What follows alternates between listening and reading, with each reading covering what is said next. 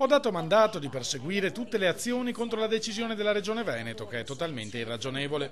Le parole del Ministro alla Salute Beatrice Lorenzin confermano la linea dura del Governo nei confronti del decreto Veneto che prevede una moratoria sull'obbligo vaccinale per l'iscrizione alle scuole fino al 2019. Il dossier per impugnare la norma di fronte al TAR viene messo insieme in queste ore dai legali del Ministero. La legge sull'obbligo vaccinale è nazionale, ricorda ancora Lorenzin, il Veneto è nello Stato italiano e deve rispettare la legge, che va applicata in modo uniforme in tutto il Paese. Tra le ipotesi più estreme ventilate da Roma anche quella di un commissariamento della sanità veneta. Minacce di fronte alle quali il governatore Luca Zaia alza le spalle. Io penso che la rissa non serva a nessuno.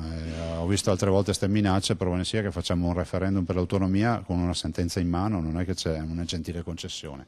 Andiamo avanti, siamo la miglior sanità d'Italia, vabbè, si commissaria la miglior sanità d'Italia, ci difenderemo comunque. Il governo faccia ciò che vuole, invita sereno il governatore. Noi non facciamo questi provvedimenti per cercare la rissa o per creare epidemie, ma perché applichiamo la legge fatta dalla Lorenzin. Secondo i miei autorevoli tecnici, questa legge ci permette di mettere in piedi una moratoria. La coercizione crea abbandono vaccinale. Il nostro modello funziona meglio di quello di altre regioni proprio perché è basato sul dialogo coi genitori. Siamo gli unici ad avere un'anagrafe vaccinale informatizzata. Il ministro Lorenzin si preoccupi delle regioni che non vaccinano, conclude, invece di dire che sarà colpa nostra se si scateneranno epidemie. Non sarà colpa di Zaia, non sarà colpa del Veneto, se ci saranno epidemie inizieranno sicuramente non in Veneto.